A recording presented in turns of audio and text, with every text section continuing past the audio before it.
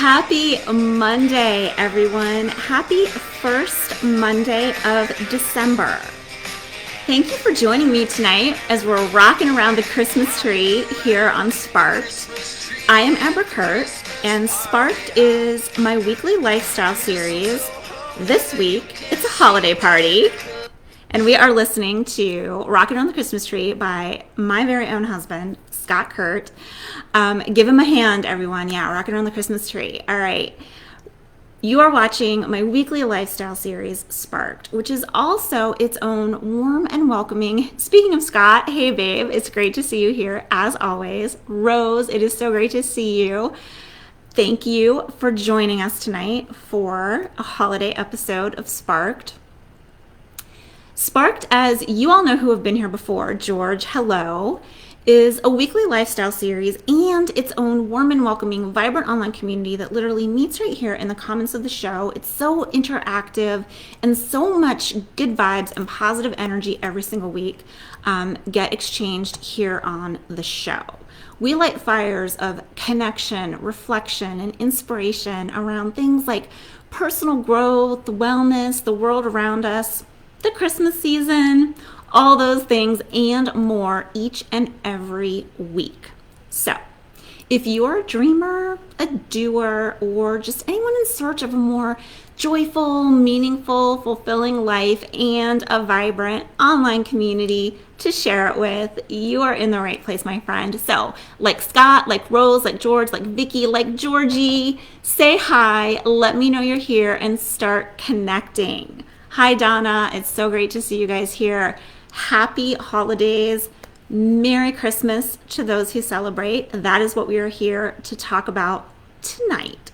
It is a very special holiday episode of Sparked. And we are counting down to Christmas. Tonight's episode, we are kicking off December's theme of wonder and joy with an ode to the holiday season and a countdown to Christmas. And I just so happen to have my trusty Hallmark Channel Countdown to Christmas calendar here that we change the dates on every single day, and it's telling me there are 18 days left until Christmas. 18 days left till Christmas. All right, you guys, the countdown is on. The countdown is on. And tonight, hi Lisa, it's so great to see you. She said, it's a small family here on your Mondays. I see the whole family here. Yep. All right, you guys, the countdown is on. Tonight, we are going to talk about some of our beloved holiday traditions and how we can modify them for 2020 and still keep them meaningful and fun, because that's the most important thing, right? I'm going to share a few of my favorite things, Christmassy things. I am going to reveal a couple of what I think are must-have holiday decor items when we're decorating for the holidays, decorating for Christmas. So a couple tips, some must-have decor elements for the holidays. And I'm super excited to share with you guys, I invented a drink. This week, you guys, well, last week actually. And it was inspired by someone very, very close to me. And I'm super excited to share my signature holiday cocktail recipe with y'all in a little while. And of course, as you know and have come to love, we will also be playing a couple rounds of trivia, Christmas trivia this week. Lisa, thank you. She said your home is so beautifully decorated. I appreciate that. Thank you so much. Yes, we love decorating for the holidays around here. Christmas is our jam. I normally do not broadcast from our fireplace in our family room, but tonight is a little different. And so that's what we're doing here on Sparked tonight. So we are going to talk about traditions, modifying them for 2020. We are going to talk about some holiday decorating trips. We're going to talk about a new signature cocktail that I invented last week. And we're going to play a couple of rounds of Christmas trivia and share a few of our favorite Christmassy things. So if that lights your spark, please send up some hearts and hit that share button and spread some holiday cheer in your Facebook feed, because who can use a little bit more holiday cheer? So don't be a Grinch, send up some hearts, hit that share button, and let's see if we can get a couple more people on tonight's holiday episode of Sparked. You'll also see a few links to support our community and content in the show description. And for those of you who have been here before, you know that it is the viewers who keep this show up and running, who contribute to the creation of its content and the support of our community so that I can devote my time and hours of my workday to delivering fresh, fun, original content for you all. And I so appreciate it. And because I so appreciate it and am so grateful, we pay it forward here every single week with a 10% contribution to charity. And I will tell you all a little bit more about this week's charity later in the show. But it's time for everybody knows what time it is. Everybody knows what time it is. We kick off the show with the quote of the week. The quote of the week here on Sparked is how we kick off every single episode, and this week is no different. Now, typically the quote is from, a fun celebrity or a philosopher or an author, and this week it's from an author, but this author is known for a work that is a little different from what we typically associate with the Christmas holiday. Something a little darker, in fact. But it is a fun holiday quote nonetheless, and he wrote a beautiful story about the holidays, and I will tell you a little bit more about that after I share. Hi Trish, it's so great to see you here. Yes, quote of the week. It's time for our quote. And this week's author is Washington Irving. Washington Irving. Yep, you guys. The author who gave us The Headless Horseman and is known for a work that's a little bit darker than the Christmas holidays, The Legend of Sleepy Hollow, also gave us this week's quote about Christmas. Thank you. Thank you to everybody who hit that share button. I so appreciate it. All right, you guys, so let's hear what Washington Irving has to say about Christmas and kick off the show with the quote of the week. All right, he says, Christmas! Exclamation point, because there should always be an exclamation point when we say Christmas. 'Tis the season for kindling the fire. Kindling the fire, does that sound familiar, you guys? Lighting the spark, kindling the fire. Me and Washington Irving, kind of like this. All right, Christmas. 'Tis the season for kindling the fire of hospitality in the hall and charity in the heart. Hospitality in the hall and charity in the heart. I love that quote, and it's just so what Christmas is all about, you guys, right? Hospitality, warm, decking the halls, right? And charity in the heart. And Washington Irving wrote a beautiful story about the holidays that also inspired what is my favorite Christmas episode of a television show ever. You guys know from our Thanksgiving episode that I'm a big fan of the Gilmore Girls. And those episodes are a lot of my all-time favorites of TV show ever. And the Christmas episode of the Gilmore Girls called The Bracebridge Dinner is my favorite Christmas episode of a TV show. And it's inspired by Washington Irving's book, The Keeping of Christmas at Bracebridge Hall. And you guys, I love this story so much that I purchased an antiquarian edition of it. This book was published in 1906. 1906, yes. This book is 114 years old, and it's so beautiful and charming. It is illustrated with these beautiful color book plates for a book that was published in 1906. And written by Washington Irving, who also brought us The Legend of Sleepy Hollow and The Headless Horseman, wrote some beautiful stories about Christmas and the keeping of Christmas at Bracebridge Hall, inspired the Bracebridge Dinner episode of the Gilmore Girls, which is super fun. And yes, Jane says she loves that episode too. She adores Kirk. I do too, Jane. I adore Kirk. I think he's quirky and fun. And the Bracebridge Dinner episode has it all, you guys. It is a themed holiday dinner at the warm and cozy bed and breakfast that the main character Lorelai runs. It has snowman building, sleigh rides in the snow, Christmas songs, the whole deal. It's a great episode. You can stream it on Netflix. Highly recommend it. And so does Jane. All right. Yes. She says, Lisa, you'd love it. She sees Gilmore Girls on Netflix every time she logs in. Yes. Stream the Bracebridge dinner episode. It will be a great introduction to that show. All right, you guys. So that is my favorite Christmas episode of a TV show ever, which was inspired by our author, this week's quote of the week about hospitality in the hall, charity in the heart. Now I want you guys to go to the comments and share with me one of your favorite things.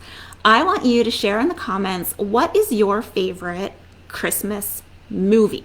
And there are a gazillion Christmas movies, right, you guys? A gazillion Christmas movies. I want you guys to share with me in the comments, what is your favorite Christmas movie? Your favorite Christmas movie in the comments. And while you guys are sharing your favorite Christmas movies with me, I will share my favorite Christmas movie with you. And it's a little different, right? There are a lot of them. There are so many great, classic Christmas movies, right? My favorite is a little bit more on the lighthearted side. And my favorite Christmas movie is A Muppet Christmas Carol. Yep, you guys, my favorite Christmas movie of all time is A Muppet Christmas Carol. We turn it on every single year on Christmas morning. It is what we unwrap presents to in the background. I love the Muppets, those furry little Muppets. Michael Caine is such a great Scrooge. The songs, the puppets, the Muppets, right? So much fun. So much fun. That is my favorite Christmas movie ever. I love all versions of A Christmas Carol. I just love that story. But the Muppet version just kind of sings to my heart the most. So what are you guys saying? All right, Jane loves Miracle on 34th Street, the original. Yes, I love that one too. I love that one too. And I love that it starts at Thanksgiving, so it kind of spans the whole holiday season. All right, Scott says It's a Wonderful Life. Yes, that is another tradition at our house for the holidays. We watch It's a Wonderful Life every single Christmas Eve when we wrap gifts. So we go to kind of, different rooms of the house and turn our backs to each other and don't let each other see what we're wrapping. But we wrap Christmas gifts on Christmas Eve and we watch It's a Wonderful Life every single year. And then on Christmas morning, Muppet Christmas Carol. Lisa says Christmas Carol and Polar Express. Jane says she also loves the Christmas Chronicles on Netflix. Yeah, like Lisa with the Gilmore Girls. I've been seeing Christmas Chronicles every time I jump on Netflix. And I haven't seen either one. But I hear that they are great movies and that this year, Kurt Russell's wife, Goldie Hawn, who I just adore, is in the new one. So they are in my queue and I'm going to watch those too. Donna says she knows it's a cliche, but she loves Love Actually. Not a cliche at all. It's Christmas. Hey, if there is no other time for schmaltz and sappiness than Christmas, I don't know what is, right? Yes, Trish says Love Actually also and White Christmas. Janice says the original animated Grinch is a must-watch for her. Terry says It's a Wonderful Life. Yes. Jane says John Denver and the Muppets is her favorite Christmas album ever. Yes, those Muppets know how to do Christmas, you guys. Craig says Christmas Story. Georgie says Griswold Christmas Vacation. Vicky says Scott used to watch It's a Wonderful Life with his mom on Christmas Eve, and she's thrilled that we are carrying on this tradition. Yes, we are, Mama Vicky. We are. We carry it on every year, and he told me that that is something that was started in your home when he was younger. So it's very special to us, and that will always be our Christmas tradition. And Craig, I just have to share with you, I just saw A Christmas Story for the first time in my entire life yesterday. I just watched A Christmas Story for the first time.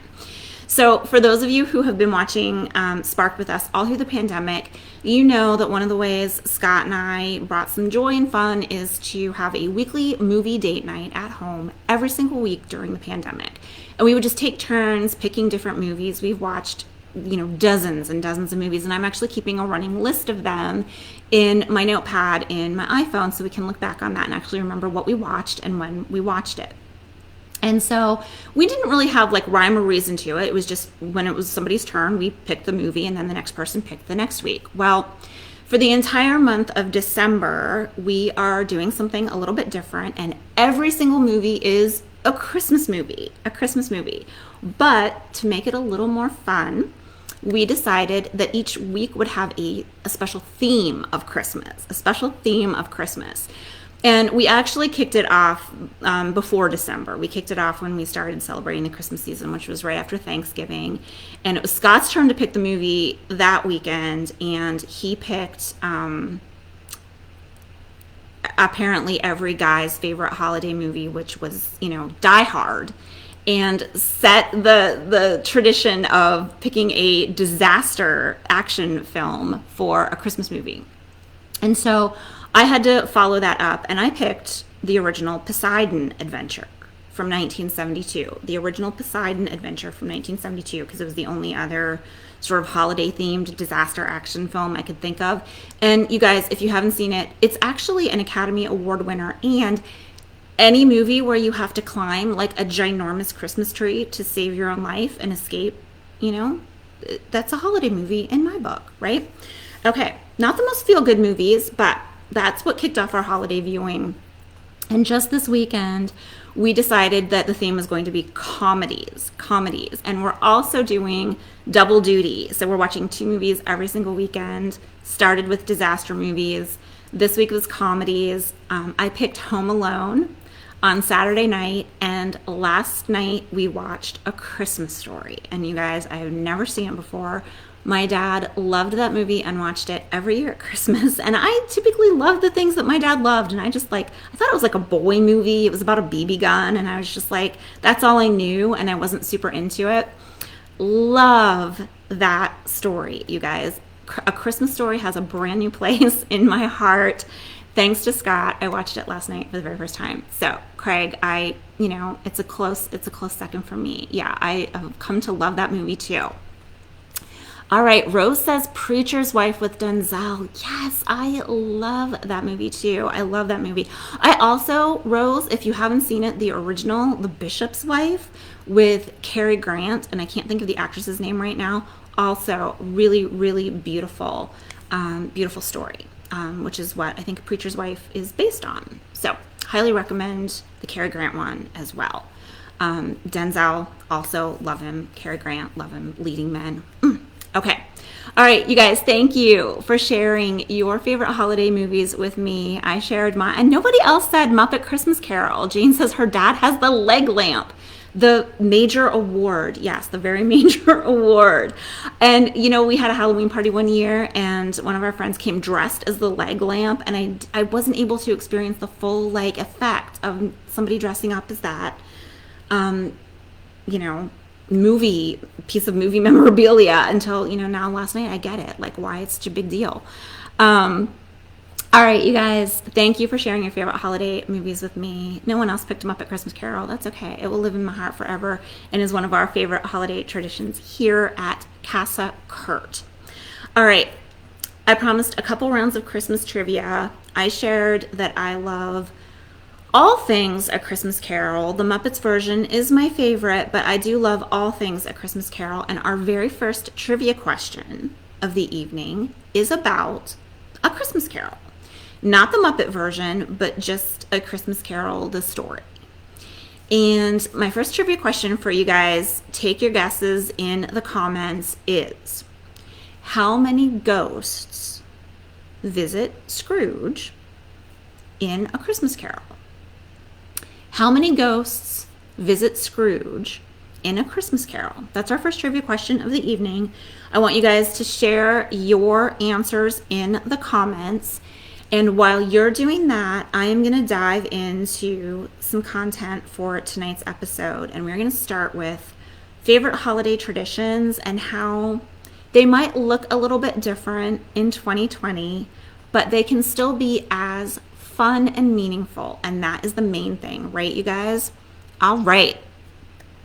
I'm seeing a lot of guesses pop up here. I see 5, 4, 3, 5, 3, 3. All right, you guys, keep them coming. All right, lots of guesses coming up for how many ghosts visit Scrooge in A Christmas Carol. And if anybody wants to revise as you think about it a little bit more, it's kind of a trick question, but if you think deeper, yes, seeing a lot of guesses come up. George says 3, past, present, future. All right, all right.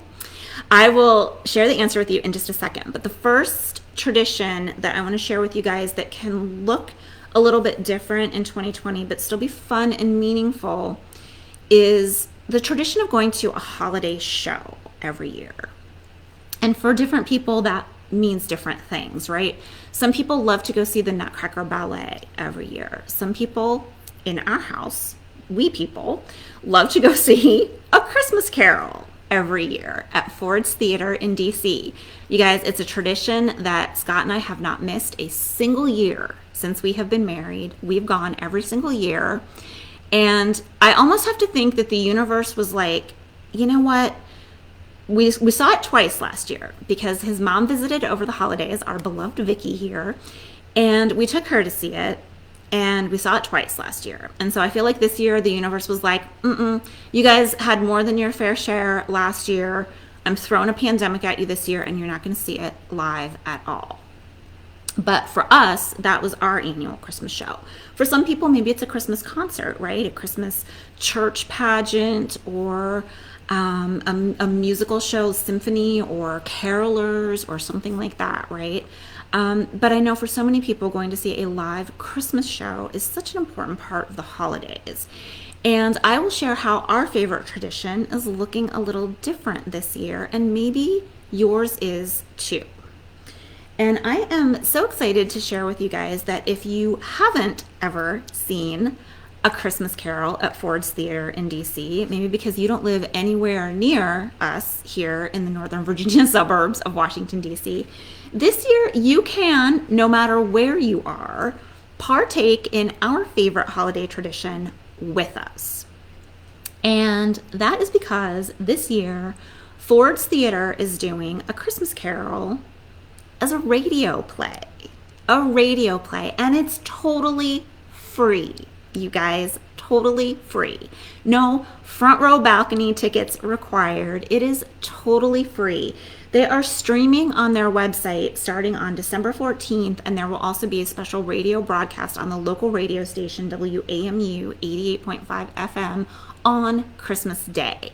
And I will share the link to all of this information in the show notes, which, as you guys know, publishes by noon the day after the show airs. So by noon tomorrow on my website at abracurt.com/SPART, the show notes will go live, and I will include links to A Christmas Carol's radio play this year that is streaming totally free, you guys, totally free.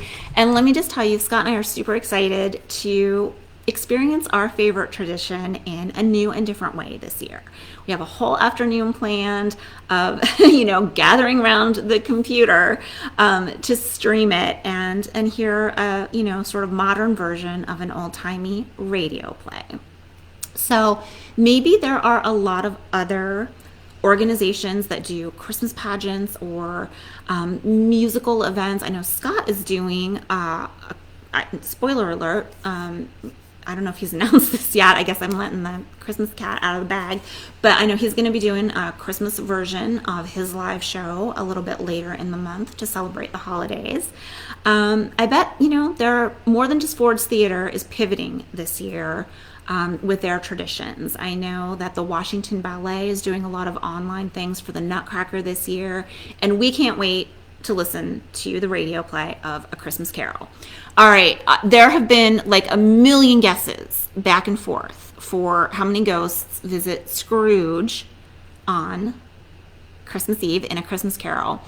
And there were 5s, 4s, 3s, and then some people modified. And yep, you guys, Terry's right. There are so many who said 4. Shree says 4. Janice changed hers to 4 because, I said it's not a trick question, but if you think a little bit deeper, it's not the obvious one. Trish says 4. Yeah, lots of 4s. So there were 4 ghosts who visit Scrooge on Christmas Eve in A Christmas Carol. Of course, the obvious ones, right, are the ghosts of past, Christmas present, and the ghost of Christmas is yet to come. But the one that we might not think of as quite so obvious is Jacob Marley. Yes, because the play starts with Marley was dead to begin with. So when he shows up, he is a ghost also. So yes, 4 ghosts visit Scrooge in A Christmas Carol. So a lot of you got that right. Some of you changed your answer when you thought about it a little bit more. Craig says this is more exciting than a football game. Thank you. I will take that compliment, Craig. Tune in every week. We would love to have you, and we will try to keep it as more exciting than a football game every single week. All right, you guys, 4 ghosts visit past, present, future, and Jacob Marley, who was dead to begin with. All right, yes, Scott says Marley. There's always real drama when Marley comes out, right? With all the chains and the moaning and all the things. Always a big high drama point in the play, right? Okay, so our Christmas traditions are looking a little bit different in 2020. We've got a radio play this year instead of a live musical on stage, but we are looking forward to it. And there are some other traditions that we can modify as well, right? And I bet for many of us, one of our favorite things to do on Christmas morning, and ever since we were kids, right, and would wake up like hours before our parents and run down to the Christmas tree to see what bounty awaited us, is ripping open presents on Christmas Day and getting together with friends and family to do that, right? And this year we might not be traveling, we might not be getting together with all of those people on Christmas Day who we would typically see every year, but that doesn't mean those traditions can't still be fun and meaningful. And I would start with asking, is it really even about the presents, right? Is it really even about the presents ever or this year? And I bet most people would say, no, it's not. It's not about what you get. Most people love the joy of giving. I think when we're kids, we can't wait to rip open our things, our Red Ryder BB guns and all the things, right? Our Barbies when we were little. But as we get older, I think we appreciate the giving more than the receiving.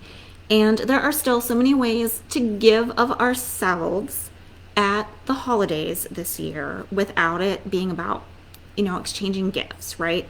But even if we're still exchanging gifts with friends and family, we can still have that meaningful tradition. It just might look a little bit different. And one of the ways to do that is to ship a gift and do not open until Christmas, and like for real, do not open until Christmas, and open presents still together on Christmas Day on FaceTime or Zoom, right? We can still do those traditions. And in fact, my book club pivoted this way this year because we normally meet in person.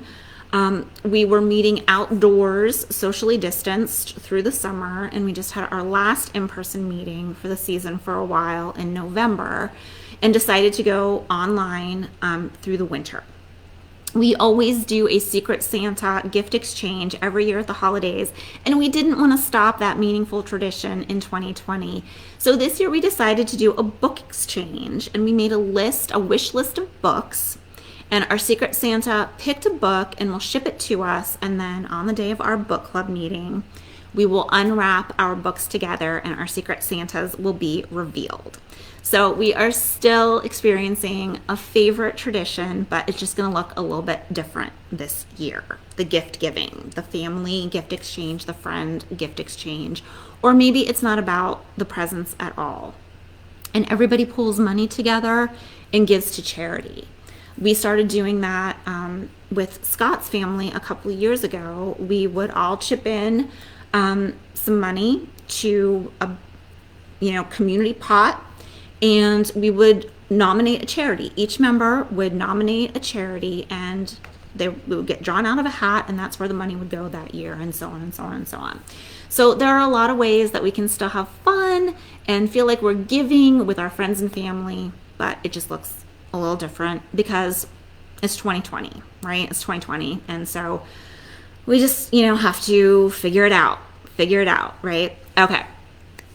The last tradition I want to talk about and how it's being modified for 2020 is a little bit similar to like the going to see a holiday themed show, right? How many people love to go to the movies on Christmas Day, right? You open your presents, you have the big meal, and then it's like later in the evening. And like for as many years as I can remember now, there's always a big blockbuster film that like drops on Christmas Day, right? And I don't even remember what some of them are. I know a couple years ago it was like Star Wars. But when Scott and I would travel for the holidays to visit family in his hometown of Meadville, Pennsylvania, we would take our niece and nephew to the movies every year on Christmas. And then we would have a big old slumber party at Vicky's house with the kids that night on Christmas night when we got home from the movies.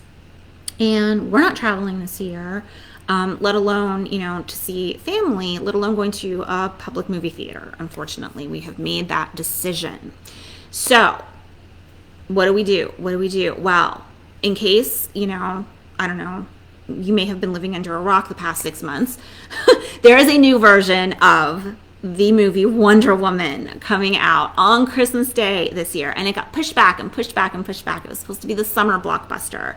And then it got pushed back to like October. And then they were like, dang it, this thing isn't going anywhere. So, we're just going to do the 2020 thing, and it's going to launch on streaming on Christmas Day. And yes, I already see people saying Wonder Woman this year. Yes, yes, yes. Wonder Woman is my childhood idol, you guys.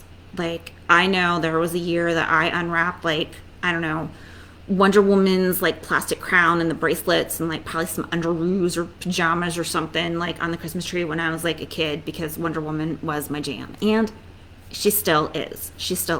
Love Wonder Woman. With all my girlfriends, we went to see like Wonder Woman, like I think we saw it like 4 times in the theater when the last movie came out. And we can do that this year, but it is going to be streaming. It is going to be streaming.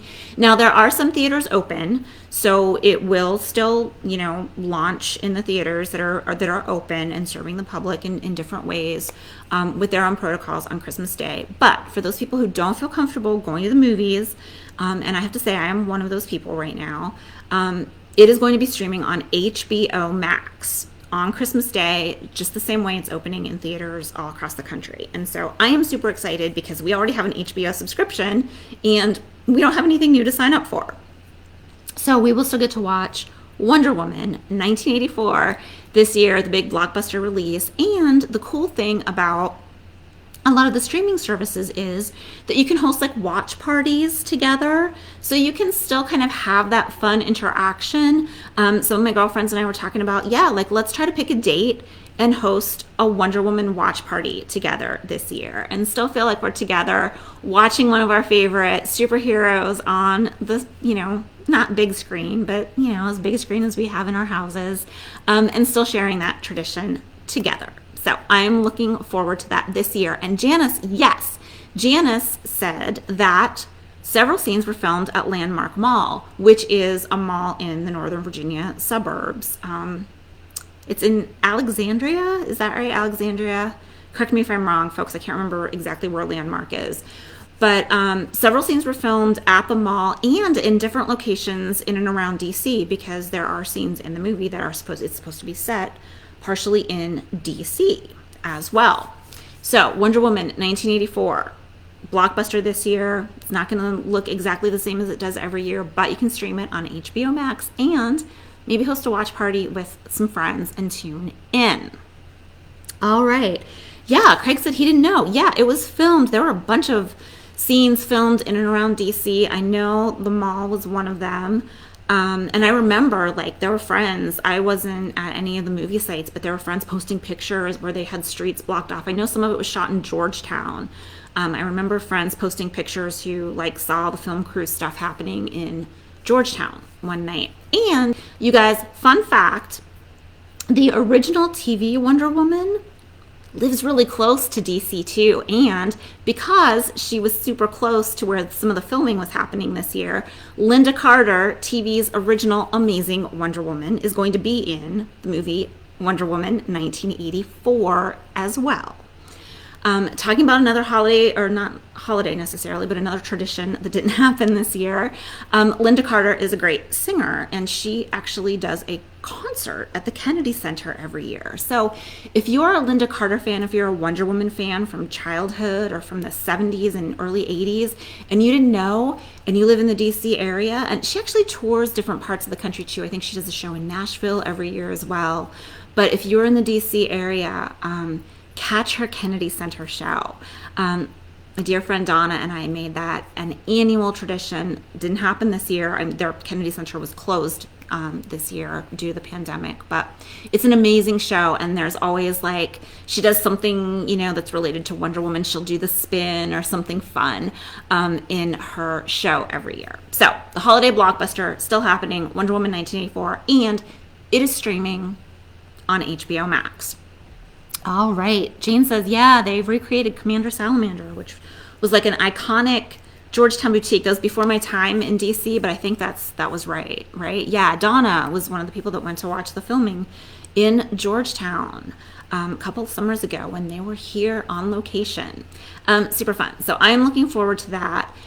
And I also just want to say, I wrote about this at Thanksgiving, and I think this is still holds so true to the Christmas season as well this year. I know so many of us, have all the feels about the people that we haven't seen in person in so long. But I would ask us all to think of the ways that people who we love, who may not be with us physically because of the pandemic or other reasons, that they're still with us in spirit, right? Just the same. And we can, pivot a lot of these traditions to, on screen and watch parties and all of these kinds of things. But there are pieces of the people we love, you guys, who are with us all the time. Like on this tree behind me, there are so many handmade ornaments and ornaments that I purchased on travels or when I was with people who I love. And Scott and I just decorated this tree over the weekend. It had been up for a while, but we hadn't put the ornaments on yet. Lights, Christmas tree, like it's fine, right? For a week without ornaments on it. We just decorated the tree, and almost every single one, like there are some of the, just colored balls and things like that, of course, but so many meaningful, like one-of-a-kind ornaments that when we're putting them on the tree, we remember like the person who made this for us. We have a pair of lovebirds that were handmade for us by my dear friend Donna's mom, and putting those on the tree and just remembering those moments, right? That people that we love are still with us in so many ways, and ornaments on our trees and the holiday traditions that we carry forward, like watching It's a Wonderful Life on Christmas Eve, right? They're still with us, even if this year we can't be physically together, right? Okay, so I just want us to remember that, to keep that in mind. And hopefully next year at this time, we will resume our regularly scheduled activities, but we are pivoting in 2020, and there are a lot of ways that we can do that with our traditions and still keep them fun and meaningful. And I hope you all listen to A Christmas Carol on the radio with Scott and I later this month. All right, you guys, it's time for the second trivia question of the evening.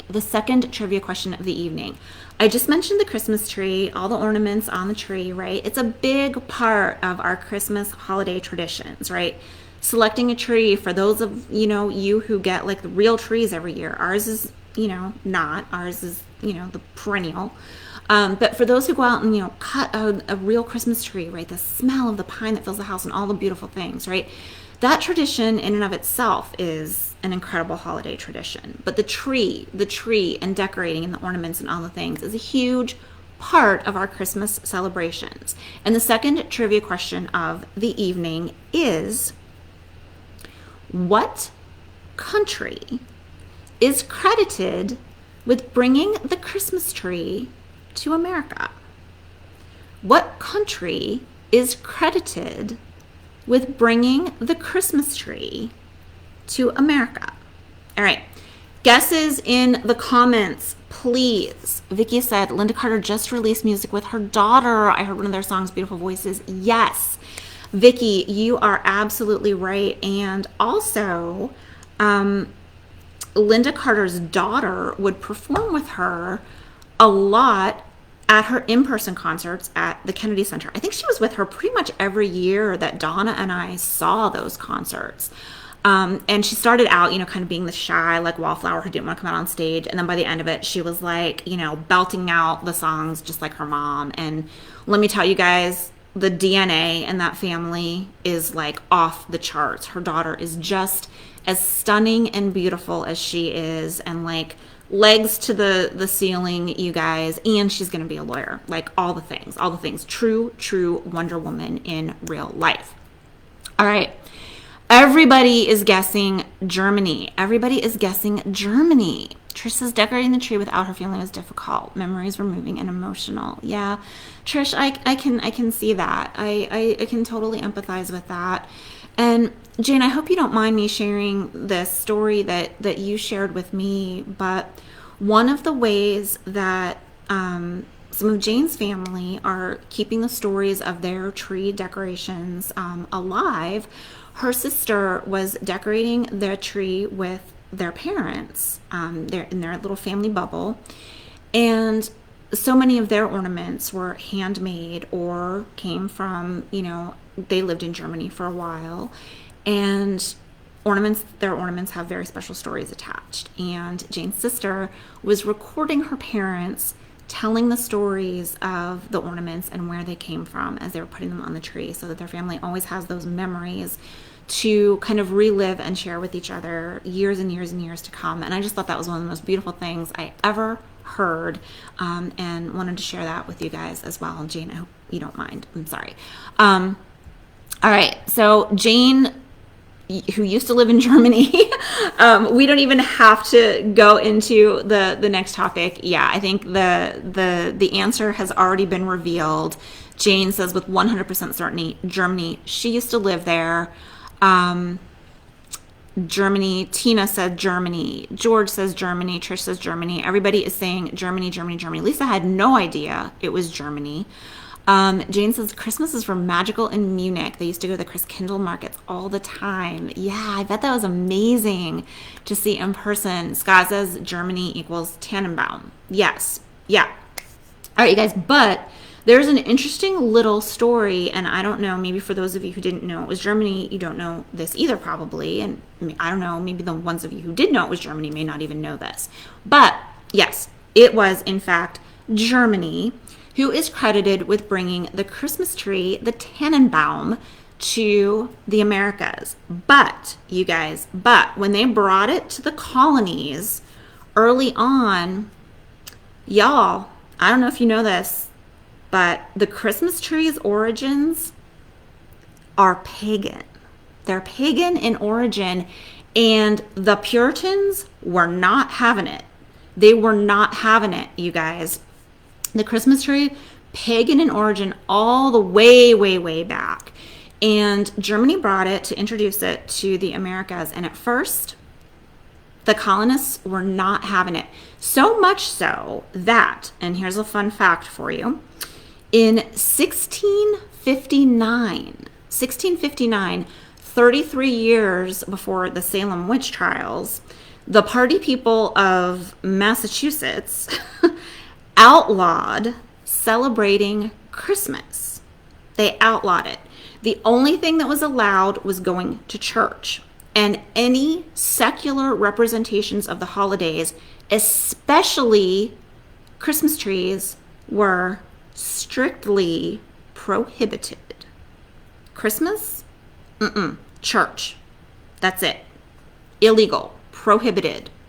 Massachusetts, the General Court of Massachusetts, you guys, 1659, they weren't having it. So it took a little while for that to catch on in the colonies. And if you were, caught with a Christmas tree, yikes, right? Stockades, probably, or who knows what.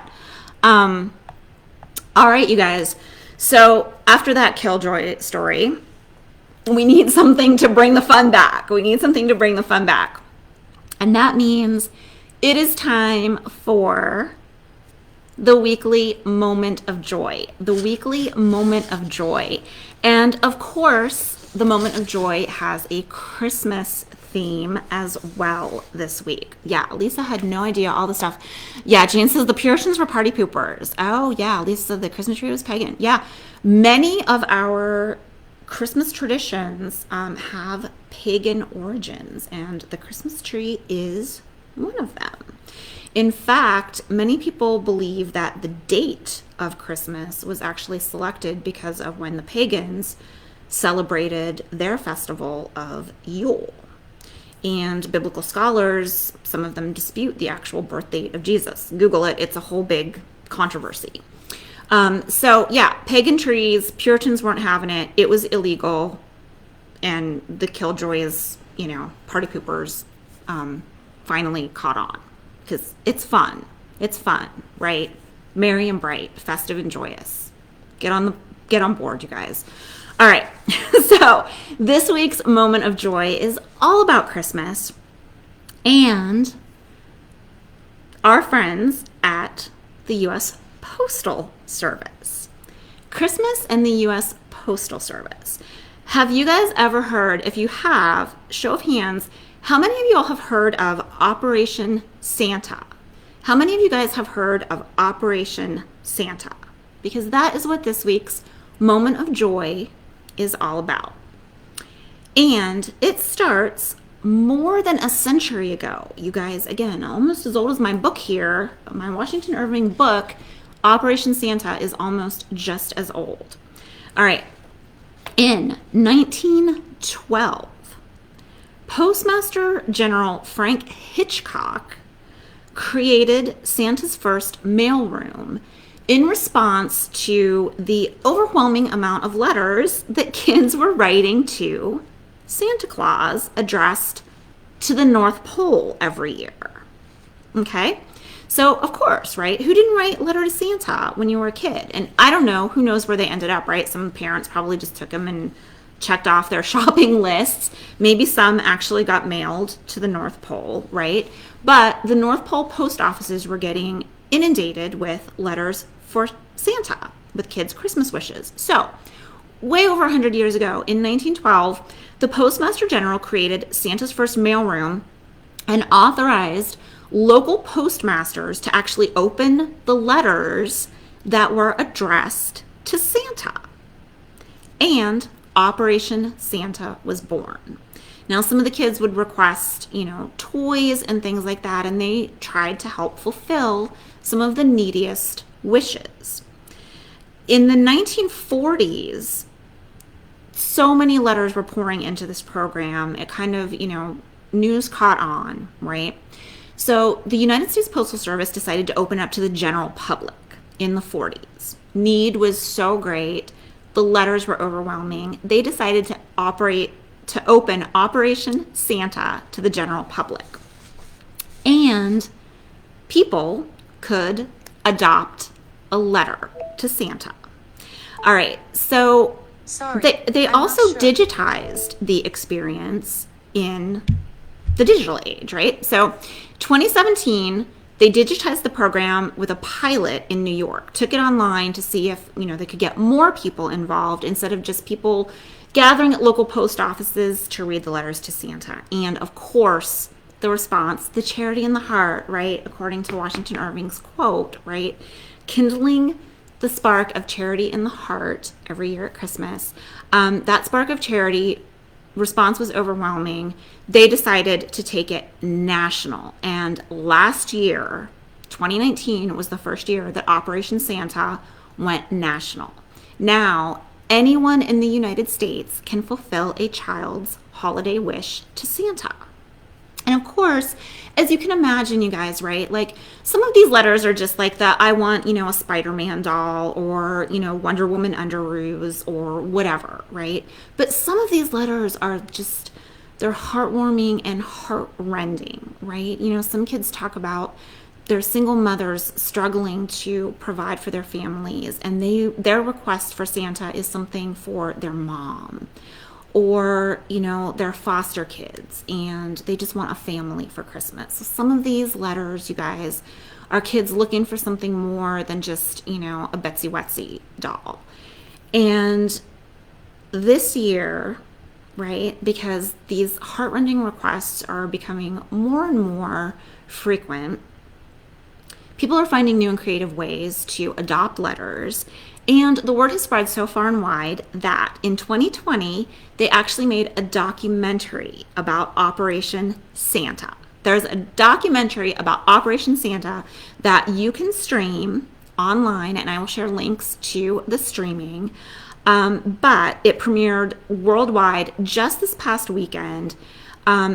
Takes audiences on a heartwarming tour of this 100-plus-year-old holiday tradition. It's 83 minutes long, and you can stream it on places like Amazon Prime Video, Apple TV, and YouTube, and it's just like $6 to rent. So I will share the Operation Santa link, so if you want to peruse letters that you can maybe adopt, and stream the holiday documentary as well. Those links will all be in the show notes tomorrow. So that is this week's moment of joy, you guys. Let's send up some hearts for, Postmaster Hitchcock back in 1912, who decided to let people open these letters and fulfill kids' Christmas wishes. And to all the people who are charitable and fulfilling wishes today, hearts, hearts, hearts for Operation Santa and the U.S. Postal Service doing some good for kids in need. All right, you guys. I also promised that I would share the drink I made up. Yeah, I invented a cocktail last week. Because I'm always looking for, reasons to, open a bottle of something fun and festive. And I said that it was inspired by someone near and dear to me. And that person is my husband, Scott. Okay. So for those of you who watch his weekly live music show on Facebook or have seen his posts and ones that I've shared as well on Facebook, his new holiday single this year for 2020, his little holiday treat to fans, is a fantastic cover version of the swingin' hit Run, Run, Rudolph. Run, Run, Rudolph. And so I wanted to do something to make that fun and festive at home, and I decided to invent a drink around it and share the recipe online and here on my show, and I called it Rum Rum Rudolph. Rum Rum Rudolph, inspired by my husband's Christmas single this year, his version of Run Run Rudolph. And I will share the exact measurements in the show notes tomorrow, but it's super simple, you guys. 5 ingredients, and I happen to have one right here. Simple 5 ingredient cocktail. You can imagine what the first ingredient is, right? You can imagine what the first one is. It is rum, obvi, right? Some rum. So splash of rum, splash of Grand Marnier, okay? Teeny bit of peppermint extract. You don't want to overpower it again. The exact measurements will be in the show notes tomorrow. Rum, Grand Marnier, a little bit of peppermint extract, and then we're going to top it off with my favorite holiday bubbly beverage, Prosecco. And the pièce de résistance is garnishing with a Rudolph nose. A Rudolph nose, which of course means maraschino cherry. Maraschino cherry. And I don't know if you all are familiar with Luxardo maraschino cherries, but if not, get yourself down to your local wine and spirits shop and pick up a jar of Luxardos, because they will change your life. So much different from like the high fructose corn syrup, bright candy, apple, maraschino cherries. These are dark and syrupy and from Italy and just like soaked in maraschino in the Luxardo cherry liqueur, and amazing. And so Rudolph noses are the garnish for Rum Rum Rudolph, my brand new invented cocktail for the Christmas season 2020, inspired by my husband's new holiday single, Run Run Rudolph. All right, you guys, the recipe will be in tomorrow's show notes. Check it out. Make it at home. Let me know what you think. Let me know what you think. My husband was a little bit skeptical because he's not a big fan of rum. And he's like, oh, babe, what? You know, I'm like, it has to be called, like, it has to have rum in it. Like, that's the whole point. He tasted it and he's a big fan. He's a big fan. The rum is not overpowering. The measurements balance well, and the flavors all work really well together. That hit of peppermint, little bit of orange liqueur with the Grand Marnier, little bit of like nice deep cask aged rum. Salem rum is our favorite, and of course the Rudolph noses for garnish. So check it out, make it at home. Let me know what you think. Post some pictures of your rum Rudolphs. All right, Terry says she loves that. Yes, always looking for a gig cocktail recipe, and I'm all about just making stuff up. So I invented a drink this season. Cherie says Run Run Rudolph by Scott is her second favorite version, topped only by Joe Perry's version. Cherie, thank you for that. I'm sure Scott appreciates that as well. And yeah, download Run Run Rudolph. That will be in the show notes tomorrow as well. Stream Run Run Rudolph. Help us feed our fur babies and indulge in a little holiday cheer. It is a great version of that song. Super fun. Produced and played. The guitar riffs are from our friend Sean Byrne in Nashville, and he's just like a phenomenal guitar player and producer.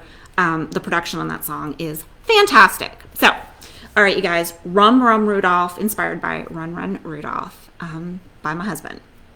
All right, I also promised that I was going to share what I consider 4 must-have holiday decor elements. And Lisa very sweetly commented on, you know, how cute our decorations are, and I may have received, you know, a few compliments from time to time over the course of my life about my home decorating skills. I love to decorate, not just for Christmas, Halloween, all the things. We go all out here, and I love decorating, not just for the holidays, but I'm a big home decor person in general. So for you guys, I have 4, what I've considered 4 must-have holiday elements for any kind of, you know, Christmas decor. Doesn't matter what your colors are. Doesn't matter if you have a theme in your house, if it's like reindeer or Santa hats or, you know, whatever. You can have your own colors, your own themes, but here are 4 must-have elements, according to moi, for your holiday decor. George says, yes, Virginia, there is a Santa Claus. Letter is must reading. I totally agree, George. I totally agree. That letter is a classic and such a treasure at the holiday season. Such a treasure to read at the holiday season. All right, you guys, 4 must-have holiday decor elements. Number 1, and I've already talked about this a little bit when we were talking about the tree. Something handmade. Something handmade. Something made with love by hand that you see at the holidays, and it just screams the person who made it. It conjures a memory for you. You remember the person, you remember the moment they gave it to you. Whatever it is, something handmade is a must at the holidays. And it's so easy. Ornaments, some people do hand knit stockings. There are all kinds of ways that we can do handmade around the holidays. And for me, that is the number 1 must-have holiday decor element of the holidays. Something handmade. And we have so many special handmade ornaments on our tree. And so I wanted to share that with you guys. Number two, something fun and interactive. Something fun and interactive, like an advent calendar, right? An advent calendar. Scott and I do an advent calendar and take turns hiding stuff behind the doors for each other all through the month of December. Or an indoor snowball fight. Did you know that you can do indoor snowball fights? Yeah, you can. You totally can, even if you don't live anywhere where there's snow, and we're always so disappointed here in Northern Virginia because there's not snow. You can have an indoor snowball fight. So there are all kinds of places that sell the little handmade snowballs, and we keep a cluster of them in a bucket by the tree that we have in our entryway. And, you know, I'll be walking through the house and just randomly get pelted with snowballs. And I pay it back every now and then too. So something fun and interactive. Advent calendar, snowball fight, something like that. Number 3, something that's like some wow factor. Something that's like, wow, that's really cool. Something that's unique. Something that's just like so over the top that it's like, whoa, like, you know, the light display. We have a life-size nutcracker in our entryway that we picked up last year at an end of Christmas sale. We got a big bargain on our Nutcracker George, and he now graces our entryway. But something with wow factor, something big or over the top or an elaborate light display or something that's just like so interesting or unique that it's a conversation piece. Wow factor. Number 4. Oh, Tina says the indoor snowball fight is awesome. Tina, yes, as Scott has already said, it is so much fun. It's so much fun because it's one of those things that you can organize an actual, like, let's take, 15 minutes and have a snowball fight and hide behind, chairs and sofas or whatever, the table. Or you can just be walking through the house and like pelt somebody randomly with a snowball, and it's super fun. Yeah, indoor snowball fights. Okay, the last one, the 4th must-have element of holiday decor is something that evokes childhood. Something that evokes childhood.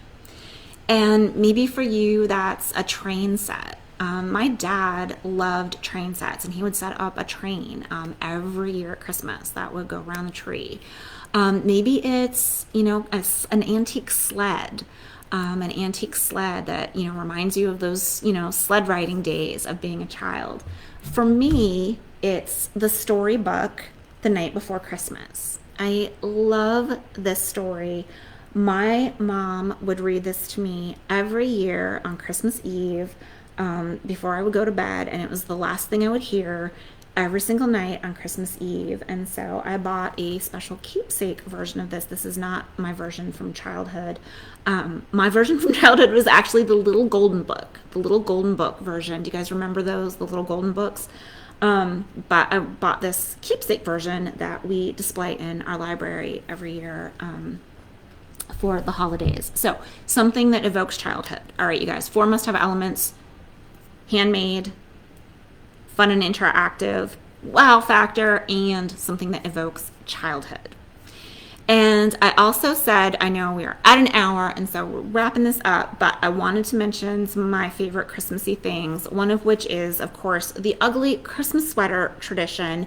And I don't normally dress like this for the weekly shows, but today I'm wearing my Namaste Santa sweater. So ugly Christmas sweaters, I will also share a link to this one in the show notes tomorrow. But if you guys haven't heard of the company Tipsy Elves, they were on an episode of Shark Tank like years ago, and they like do all of these kind of cheeky, funny, some of them are kind of adult themed, but cheeky, funny, ugly Christmas sweaters. And the Namaste, which is like a riff on Namaste, and I'm a big yoga person, so had to have this one.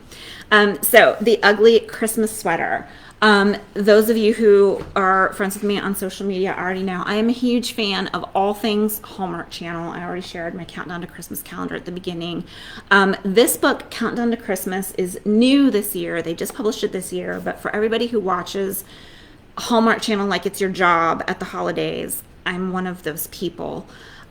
This book is a great companion book, and it's like a behind the scenes of like some of the movies and favorite characters and like the little animals that are in the movies and some recipes and locations and things like that. So all things Hallmark Channel. And to go hand in hand with that is this great cookbook, Cozy Christmas Cookbook.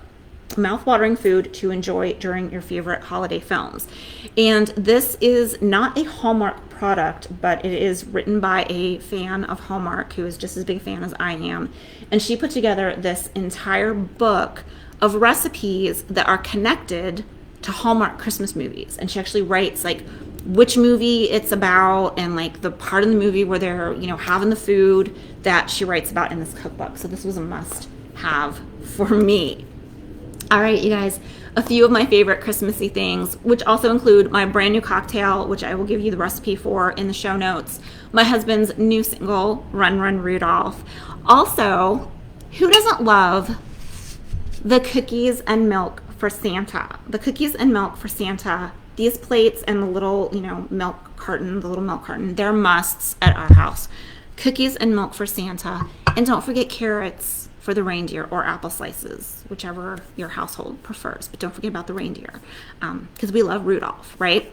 All right, you guys, that is the show for this week. I also said that I would tell you about this week's charity before we sign off.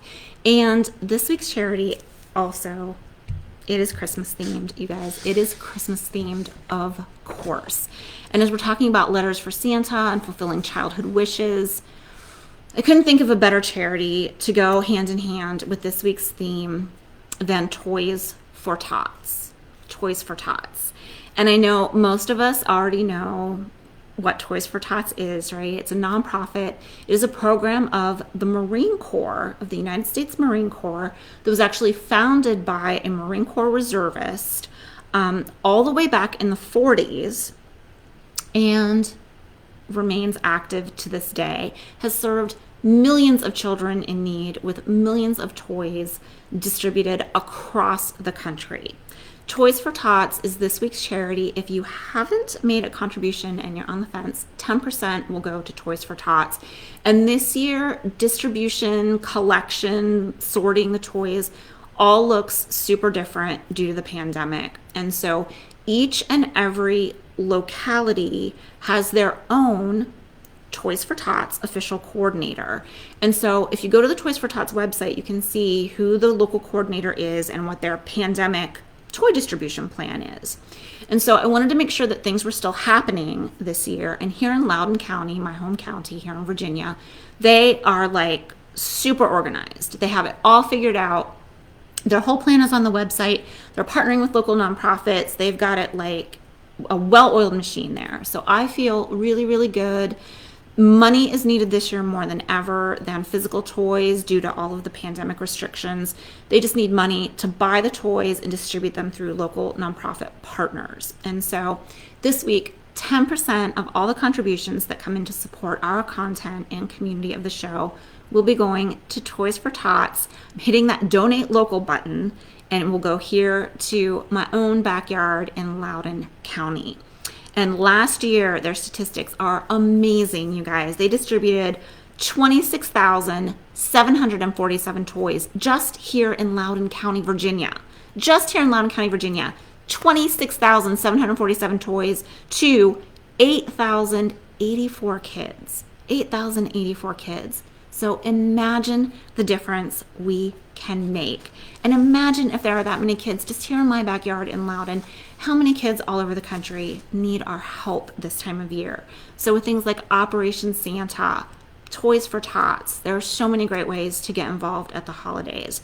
Thank you for being a part of my way to get involved this week, for tuning in to this very special episode of Sparked, and for counting down to Christmas with me. All right, you guys, thank you so much for tuning in. I will see you back here next week for a brand new show, and we are starting something new next week. We are starting something new. We've already done tribute shows for some of, our sheroes. We did an RBG tribute when she passed away earlier this year, and so I thought it would be super fun to do a recurring Sparked Sheroes show. And we'll maybe do it like once every other month or something like that. But we are kicking it off next week right here with a show that is a tribute to something that I have already mentioned tonight, and that is with the release of Wonder Woman 1984 just around the corner. Next week's Sparked Sheroes episode, in keeping with our December theme of wonder and joy, is going to be all about Wonder Woman.